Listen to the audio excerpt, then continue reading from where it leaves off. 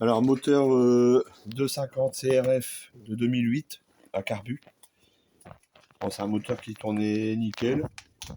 Pas de bruit particulier, mais en préventif, on va changer roulement de vilebrequin pour éviter toute casse. On sait jamais, quoi. Et puis, on va vérifier le piston, vérifier tout ce qui est jeu aux soupapes, tout ça, mais on va tout vous expliquer. Alors, dans un premier temps, il faut, avant de démonter, on a déposé le moteur, avant de démonter quoi que ce soit, pour pas faire n'importe quoi, déjà, il faut caler le piston au point mort haut. C'est-à-dire que le piston, il sera tout en haut. Bien sûr, sur tout ce qui est CRF, on a des repères. On a un repère sortie pignon de vilebrequin. Donc là, on a un cache, donc on va être obligé de le desserrer. Bon, j'ai commencé à le desserrer. On va le desserrer pour vous faire voir le premier repère à trouver. Sachant que là, on l'a déjà pré-réglé. Après, il faut fignoler, bien sûr. On a un petit point ici. Je sais pas si on le voit bien. Il y a un tout petit point. Il faut que ce petit point, par la suite, il faut aligner à ce point ici. Mais il faut aligner ce point ici, plus il y a un repère sur le pignon Abracam. Donc pour aller au pignon Abracam, il faut découvrir le cache-culbuteur. Puis ça nous permettra de voir l'Abracam avec les culbuteurs et puis la chaîne de distribution. Voilà, j'avais pré-desserré déjà. Alors. Voilà. Comme on peut voir, on a notre Abracam avec le culbuteur, le pignon sorti Abracam avec la chaîne de distribution. Bon, là, tout est encore tordu, hein, bien sûr. Alors, quand on fait le réglage par Moro, c'est avec le tendeur de chaîne tendu, bien sûr. Donc, pour être sûr d'être au par Moro, ils ont fait ça bien. Ils ont fait des repères sur le pignon sorti Abracam. Donc là, on a... Je vais tourner. Voilà. Là, là déjà, on peut voir qu'il y a un repère là. Donc là, on n'est pas aligné. Il faut que ces deux repères-là, qui sont sur le pignon, soient alignés, ainsi que celui sorti pignon, le pignon sorti vilebrequin.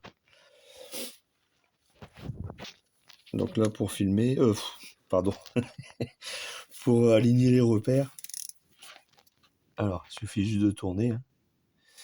Là, on serait pas trop mal. On va dire là. Ce serait pas trop mal.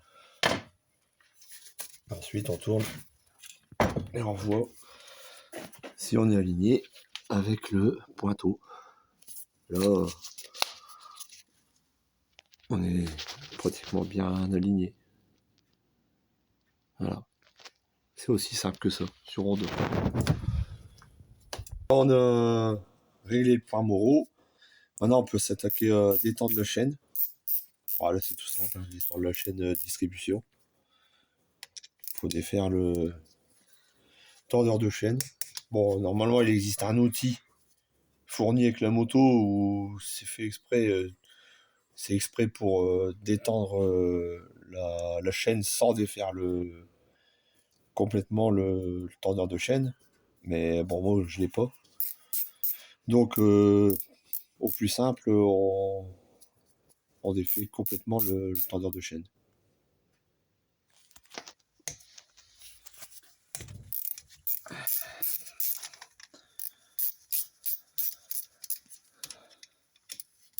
On va faire bien attention.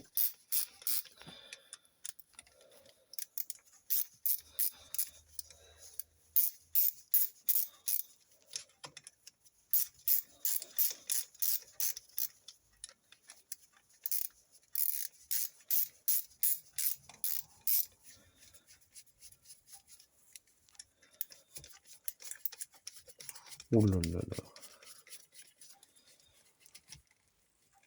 Bon, par contre, là on s'aperçoit que tendeur de chaîne, il y a un petit schmilblick quand même. Hein. On fait bien de démonter quand même.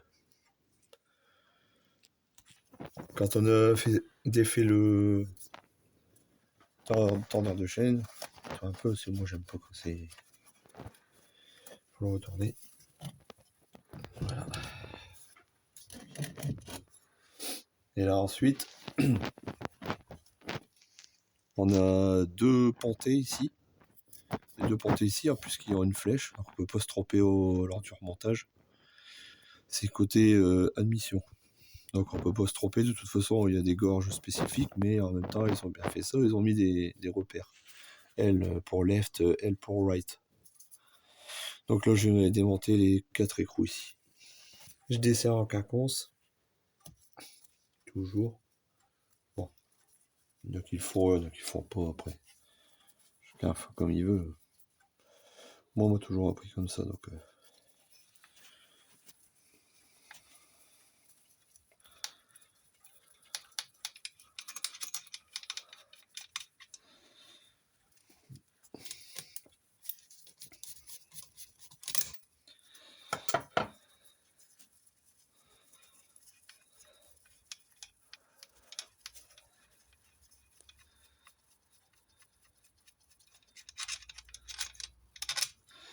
Donc là il faut bien faire attention.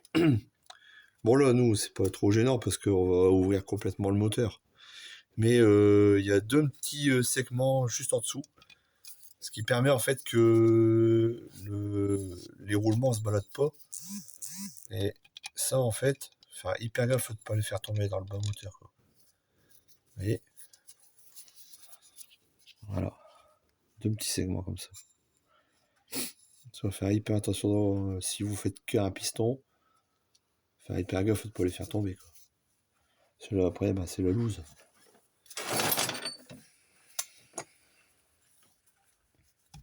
Là pareil, surtout ce côté-là. Quoi.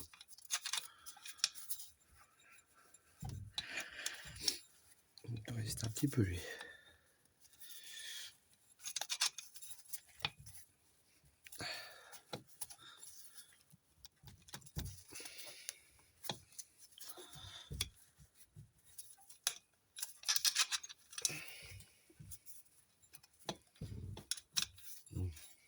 Il résiste.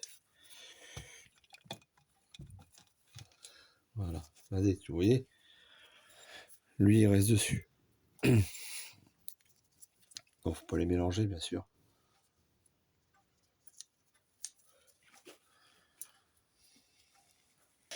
Bon là nous voilà on voit l'arbre à cain maintenant il est totalement libre. La chaîne on va pouvoir l'enlever. Bon, je vais faire ça proprement. Pas un petit bout de fil de fer pour le retenir, mais on n'est pas obligé pour éviter de faire ça proprement. Bon, déjà. Ah, pardon. Arrête. Là ici en fait il faut retirer le petit capuchon ici. C'est vrai, j'ai oublié de le préciser. Voilà. Ce qui va nous libérer l'axe de culbuteur.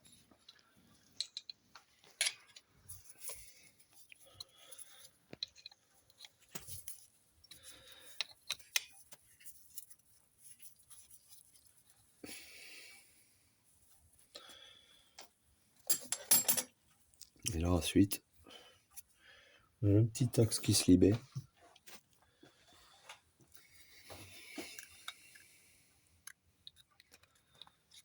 Tout doucement. On peut même le tirer à la main. Hop. Et voilà. Là on a notre culbuteur. Bon, sur les 2,5 c'est un culbuteur comme ça. Sur un 4,5 c'est deux culbuteurs séparés. Mais le système il est à peu près pareil, c'est un petit roulement. Là on voit bien le roulement, il n'a pas l'air. Il n'a pas chauffé. Pas de jeu. absolument pas de jeu. Qu'on lise bien. RS. Pas de marquage. Bon, il y a un petit peu marqué, mais il n'y a pas de gros marquage creusé. Si c'est creusé, là, il y a un problème.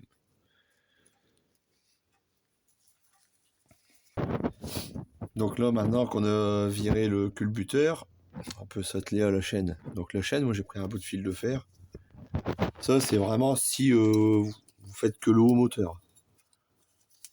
Je préfère le faire correctement. Voilà. Pour éviter qu'elle tombe dedans. Et puis quand on a le cache ici, bah, avec le joint et tout, ça peut vite chiffrer, quoi. S'il faut récupérer juste une chaîne. Là, hop. Là, je vais pouvoir la défaire correctement. Voilà. Voilà. Là, on a la Wacam. Pas l'air abîmé du tout. Pas de traces de chauffe, la lubrification elle se fait bien. Vous voyez. Voilà.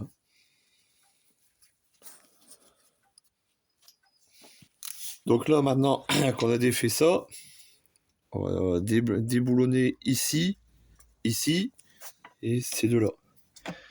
Dès qu'on aura fait ça, logiquement, la culasse elle vient toute seule. Bien sûr, après, faire attention, il faut bien faire repasser la chaîne dedans. Enfin, vous allez voir. Bon, je l'ai déjà débloqué juste avant.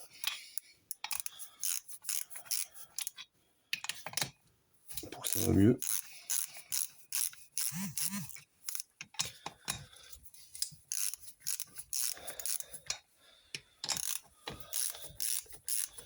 C'est déjà bien libre. Bon.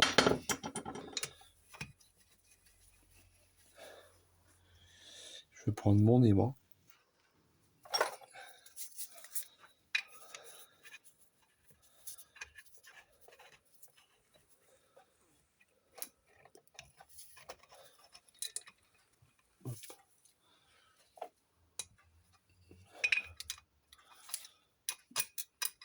Voilà. Et ça, c'est vraiment un coup. On fait tomber dedans et puis ben voilà quoi.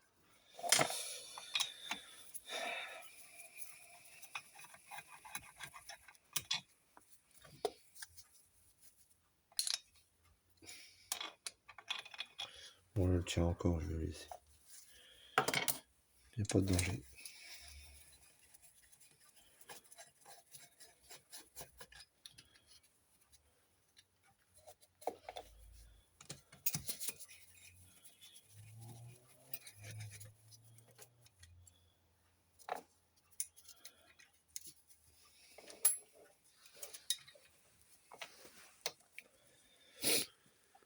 Ensuite, je m'occupe des deux petits. Bon, sur le côté là.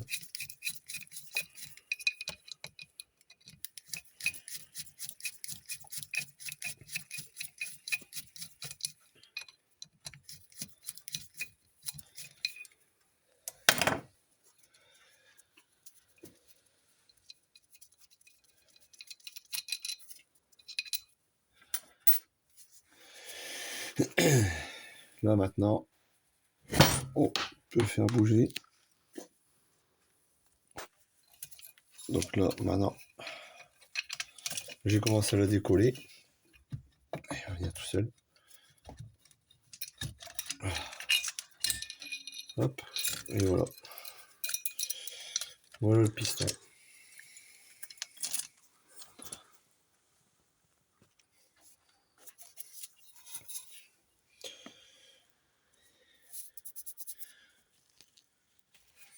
Donc là on a les soupapes, je les avais déjà changées. Donc étanchéité, bon, on va vérifier, mais pour moi il n'y a pas de. On met un petit peu de. C'est ça, on met un petit peu de. On voit si ça coule, si ça. Non, apparemment, elles sont bien étanches. Ouais, pour moi, elles sont bien étanches.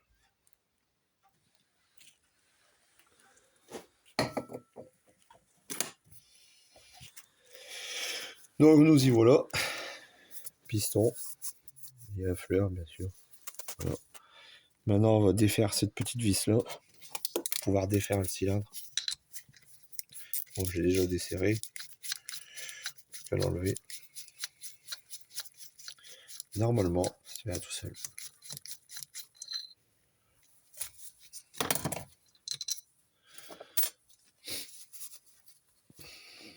Voilà.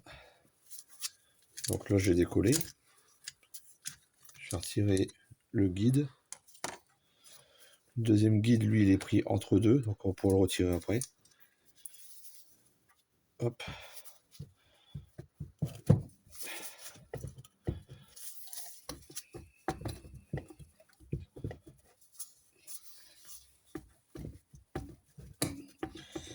Un petit peu grippé, on dirait.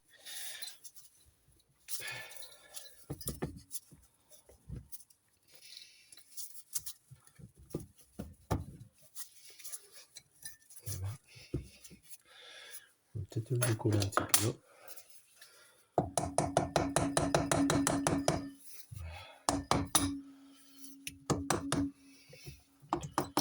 Voilà. Top. Et voilà. Notre piston avec le joint qui vient tout seul. Un joint en métal. Bon, en remontage, on change tout. On remet pas un joint comme ça. Il a servi à chauffer. Enfin, pas le remettre. Un cylindre. Bon.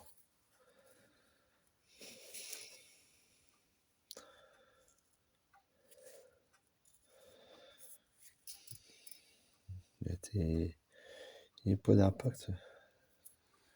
Il a l'air propre.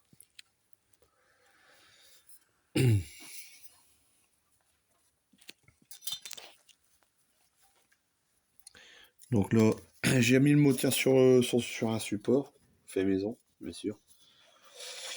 Maintenant, on va défaire le piston. Donc là, ici, on a le C-clips qui tient l'axe du piston. Normalement, il devrait venir tout seul. Il y a une petite gorge là. Normalement, il devrait venir. Alors, faire hyper gaffe. Voilà. Chose qu'il faut faire attention, voilà. Pour l'enlever, ça va bien. Par contre, pour le remettre, c'est une autre histoire. Ensuite, pour enlever ça, hop, on pousse sur l'axe. Si le piston est en bonne santé, ça vient tout seul.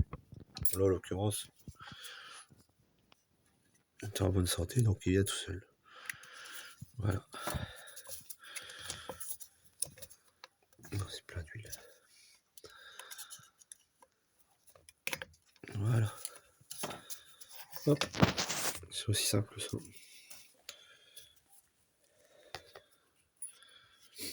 Alors oui, c'est pareil. Remontage. Bon là, on le voit pas sur le piston, mais il y a un sens. Il y a une flèche. Il y a une flèche normalement. Mais sur celui-ci, on l'a pas. Alors, il y a des... Sur ces motos-là, la flèche, logiquement, elle est côté échappement. Mais j'ai un doute. Bon.